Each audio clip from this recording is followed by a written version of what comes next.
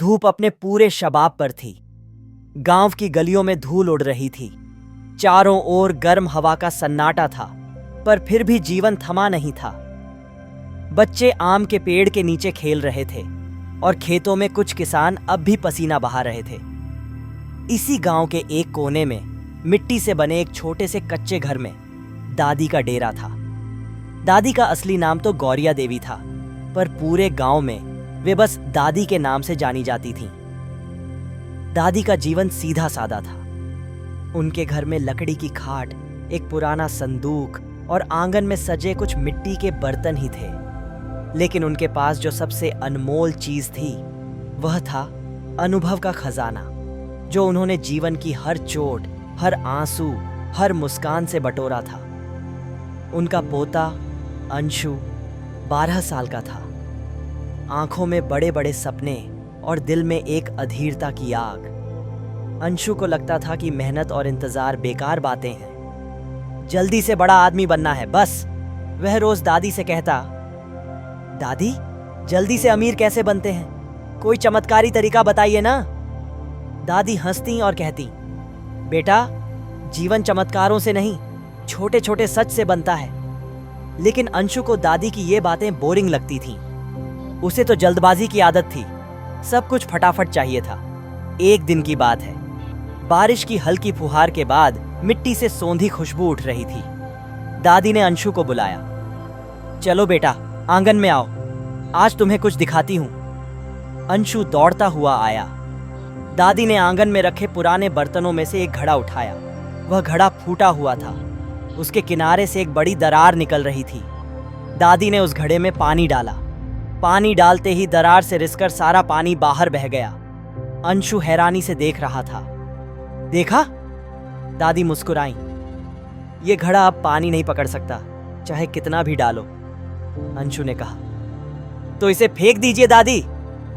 दादी ने धीरे से घड़े को वापस रखा और बोली, बेटा यही तो बात है, इंसान भी इस घड़े की तरह होता है। अगर उसके भीतर दरारें हैं, अधीरता की, लालच की, झूठ की, तो वह कोई भी सफलता टिकाकर नहीं रख सकता। अंशु चुप हो गया। पहली बार उसे लगा कि दादी कोई गहरी बात कह रही हैं। दादी ने फिर कहा, पहले अपना अंदर का बर्तन मजबूत बनाओ, धैर्य, सच्चाई और मेहनत से। फिर चाहे जितना भी पानी आए, दौलत, इज्जत, प्यार सब टिकेगा। उस दिन के बाद से अंशु के मन में हलचल शुरू हो गई थी। पहले वह सोचता था कि पैसा सबसे बड़ी चीज है, लेकिन अब उसे लगने लगा था कि शायद दादी कुछ सही कह रही हैं। वह दादी के साथ रहने लगा, उनके छोटे छोटे कामों में मदद करने लगा। खेतों में जाता, जानवरों को चारा डालता और सबसे बड़ी बात, हर छोटी बात को ध्यान से सुनता। एक दिन दादी ने उसे कहा, चलो आज अपने हाथ से एक मिट्टी का घड़ा बनाते हैं। अंशु ने कहा, मैं नहीं बना पाऊंगा दादी, ये बहुत मुश्किल है।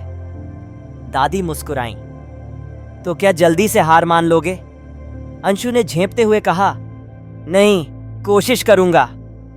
वे दोनों नदी किनारे से चिकनी मिट्टी लाए। दादी ने सिखाया कि कैसे मिट्टी को गूंथते हैं, कैसे चाक पर चढ़ाते हैं और कैसे धैर्य से आकार देते हैं। मिट्टी कई बार टूटती, फैलती, पर अंशु हार नहीं मानता। आखिरकार उसने एक छोटा सा सुंदर घड़ा बना ही लिया। दादी ने उसके सिर पर प्यार से हाथ फेरते हुए कहा, देखा बेटा, धैर्य से ही कुछ सुंदर बनता है। अंशु की आंखों में चमक आ गई थी। अंशु अब धीरे धीरे बड़ा हो रहा था। उसकी उम्र 15 साल हो गई थी। गांव के स्कूल से उसने पढ़ाई पूरी कर ली थी और अब शहर जाकर कुछ करने का सपना देख रहा था। एक दिन वह दादी के पास आया और बोला, दादी मैं शहर जाना चाहता हूं, वहां बहुत मौके हैं। अगर मैं यहीं रहा तो बस किसान बनकर रह जाऊंगा। दादी ने उसकी आंखों में चमक देखी।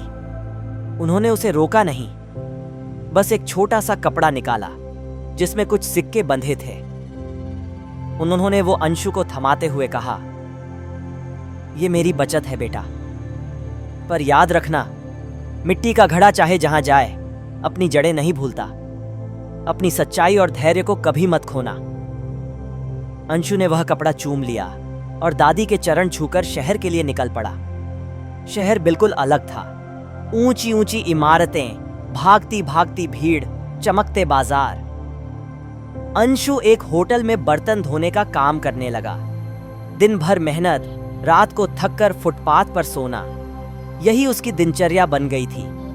कई बार वह टूट जाता, कई बार सोचता, क्यों न किसी आसान रास्ते से पैसे कमाऊं, कोई छोटा मोटा झूठ, कोई चालाकी। लेकिन हर बार दादी की वो बात उसके कानों में गूंजती, पहले अपना अंदर का घड़ा मजबूत बनाओ। तो वह चुपचाप मेहनत करता रहा। धीरे धीरे उसे होटल के मालिक ने किचन में काम देना शुरू कर दिया। फिर उसने खाना बनाना भी सीख लिया। अंशु ने तय कर लिया था, चाहे जितनी भी देर लगे, वह अपनी मेहनत से ही आगे बढ़ेगा। 1 साल बाद होटल मालिक ने उसे बुलाया और कहा, अंशु, मैं तुम्हें मैनेजर बनाना चाहता हूं, लेकिन एक शर्त है।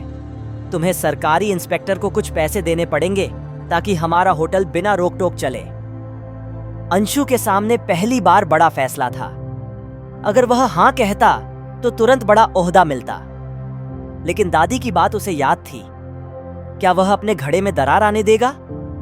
अंशु ने मालिक को साफ मना कर दिया। मालिक नाराज हो गया और उसे नौकरी से निकाल दिया। अंशु रात भर फुटपाथ पर बैठा रहा, भूखा, थका और टूटा हुआ। आसमान में तारे टिमटिमा रहे थे। वह आसमान की ओर देखता रहा और बुदबुदाया, दादी, मैंने सही किया ना? हवा में जैसे दादी की आवाज आई। सही रास्ते पर चलना मुश्किल होता है, पर वही टिकता है बेटा। अंशु अब धीरे धीरे बड़ा हो रहा था। उसकी उम्र 15 साल हो गई थी। गांव के स्कूल से उसने पढ़ाई पूरी कर ली थी और अब शहर जाकर कुछ करने का सपना देख रहा था। एक दिन वह दादी के पास आया और बोला, दादी, मैं शहर जाना चाहता हूं, वहां बहुत मौके हैं। अगर मैं यहीं रहा तो बस किसान बनकर रह जाऊंगा। दादी ने उसकी आंखों में चमक देखी। उन्होंने उसे रोका नहीं, बस एक छोटा सा कपड़ा निकाला जिसमें कुछ सिक्के बंधे थे। उन्होंने वो अंशु को थमाते हुए कहा, ये मेरी बचत है बेटा, पर याद रखना, मिट्टी का घड़ा चाहे जहां जाए, अपनी जड़ें नहीं भूलता। अपनी सच्चाई और धैर्य को कभी मत खोना। अंशु ने वह कपड़ा चूम लिया और दादी के चरण छूकर शहर के लिए निकल पड़ा। शहर बिल्कुल अलग था। ऊंची ऊंची इमारतें, भागती भागती भीड़, चमकते बाजार। अंशु एक होटल में बर्तन धोने का काम करने लगा। दिन भर मेहनत, रात को थककर फुटपाथ पर सोना, यही उसकी दिनचर्या बन गई थी। कई बार वह टूट जाता, कई बार सोचता, क्यों न किसी आसान रास्ते से पैसे कमाऊं, कोई छोटा मोटा झूठ, कोई चालाकी। लेकिन हर बार दादी की वो बात उसके कानों में गूंजती, पहले अपना अंदर का घड़ा मजबूत बनाओ। तो वह चुपचाप मेहनत करता रहा। धीरे धीरे उसे होटल के मालिक ने किचन में काम देना शुरू कर दिया। फिर उसने खाना बनाना भी सीख लिया। अंशु ने तय कर लिया था, चाहे जितनी भी देर लगे, वह अपनी मेहनत से ही आगे बढ़ेगा। 1 साल बाद होटल मालिक ने उसे बुलाया और कहा, अंशु, मैं तुम्हें मैनेजर बनाना चाहता हूं, लेकिन एक शर्त है। तुम्हें सरकारी इंस्पेक्टर को कुछ पैसे देने पड़ेंगे ताकि हमारा होटल बिना रोक टोक चले। अंशु के सामने पहली बार बड़ा फैसला था। अगर वह हां कहता तो तुरंत बड़ा ओहदा मिलता, लेकिन दादी की बात उसे याद थी। क्या वह अपने घड़े में दरार आने देगा? अंशु ने मालिक को साफ मना कर दिया। मालिक नाराज हो गया और उसे नौकरी से निकाल दिया। अंशु रात भर फुटपाथ पर बैठा रहा, भूखा, थका और टूटा हुआ। आसमान में तारे टिमटिमा रहे थे। वह आसमान की ओर देखता रहा और बुदबुदाया, दादी, मैंने सही किया ना? हवा में जैसे दादी की आवाज आई। सही रास्ते पर चलना मुश्किल होता है, पर वही टिकता है बेटा। अगले दिन अंशु ने एक छोटी सी चाय की दुकान खोलने का फैसला किया। पैसे नहीं थे तो पुराने बर्तनों से काम शुरू किया। खुद चाय बनाता, खुद साफ सफाई करता। धीरे धीरे उसके ग्राहकों की संख्या बढ़ने लगी। उसकी ईमानदारी और मीठे व्यवहार ने सबका दिल जीत लिया। एक दिन एक बड़ा व्यापारी उसकी दुकान पर आया। चाय पीते हुए उसने अंशु से कहा, तुम्हारी मेहनत देखकर लगता है तुम बड़े काम के आदमी हो। क्या तुम मेरे रेस्तरां में काम करना चाहोगे? अंशु ने मुस्कुराते हुए कहा, साहब, मैं खुद कुछ बनाना चाहता हूं, छोटा ही सही, पर अपना। व्यापारी ने हंसकर कहा, ठीक है, अगर कभी जरूरत हो तो आना। समय बीतता गया। अंशु ने अपनी दुकान को बड़ा कर लिया। अब वह एक छोटी सी ढाबा जैसा चलाने लगा था, जहां लोग दूर दूर से खाने आते थे। वहां ना केवल खाना अच्छा था, बल्कि वहां की सादगी और सच्चाई सबको भाती थी। हर दीवार पर मिट्टी के बर्तन लटकते थे, दादी की याद में। हर बर्तन के नीचे एक पंक्ति लिखी थी, सबसे पहले खुद को बनाओ। जब भी कोई ग्राहक पूछता कि ये पंक्ति का मतलब क्या है, अंशु मुस्कुराते हुए दादी की कहानी सुनाता। करीब 5 साल बीत चुके थे। अंशु का ढाबा अब एक पहचान बन चुका था। छोटे व्यापारी, ऑफिस के कर्मचारी, कॉलेज के छात्र सब उसकी दुकान पर आते थे। अंशु की ईमानदारी और मेहनत के किस्से दूर दूर तक फैलने लगे थे। एक दिन अंशु को गांव से खबर आई, दादी बीमार हैं। खबर सुनते ही अंशु के दिल में हुक सी उठी। वह सब कुछ छोड़कर गांव की ओर भागा। रास्ते भर उसे वो सारी यादें सताने लगीं। दादी की मुस्कान, उनकी कहानियां, उनका सिखाया धैर्य। जब वह गांव पहुंचा, दादी आंगन में खाट पर लेटी थीं। चेहरा कमजोर हो गया था, पर आंखों की चमक वैसी ही थी। अंशु उनके पास बैठ गया और उनका हाथ पकड़कर बोला, दादी, देखो, तुम्हारा अंशु आया है। दादी ने धीरे से आंखें खोलीं और मुस्कुरा दी। मेरा घड़ा मजबूत हो गया बेटा। उनकी आंखों में संतोष था। वह जानती थीं कि उनका बीज अब वटवृक्ष बन चुका है। अंशु ने दादी के पैरों पर सिर रख दिया। दोनों के बीच कुछ पलों का मौन था, जिसमें सालों की तपस्या, मेहनत और प्यार समाया था। धीरे से दादी ने फुसफुसाते हुए कहा, बेटा, याद रखना, जीवन में चाहे जितनी ऊंचाइयां पाओ, मिट्टी की सोंधी खुशबू मत भूलना, क्योंकि असली खुशबू वही है जो भीतर से आती है, दिखावे से नहीं। अंशु ने सिर झुकाकर वादा किया। कुछ ही दिनों बाद दादी ने इस दुनिया को अलविदा कह दिया, पर अंशु के जीवन में उनकी सीख हमेशा के लिए अमर हो गई। दादी के जाने के बाद अंशु ने अपने काम को और भी ईमानदारी से किया। उसकी मेहनत रंग लाई। कुछ सालों में उसने एक रेस्तरां की श्रृंखला खड़ी कर दी, मिट्टी का स्वाद के नाम से। हर रेस्तरां के प्रवेश द्वार पर मिट्टी के बर्तन लगे होते थे और उन पर वही वाक्य लिखा होता, पहले खुद को बनाओ। एक दिन एक बहुत बड़ा कारोबारी समूह अंशु के पास आया। वे उसका ब्रांड खरीदना चाहते थे, करोड़ों रुपयों में। बस एक शर्त थी, तुम्हें अपना नाम और अपनी असली पहचान छोड़नी होगी। अब से यह सिर्फ हमारा ब्रांड होगा। अंशु के सामने फिर वही सवाल था, सच्चाई या चकाचौंध। रात भर वह सोचता रहा। सामने दादी का चेहरा घूमता रहा, उनकी वो थकी मुस्कान जिसमें दुनिया की सारी सच्चाई छुपी थी।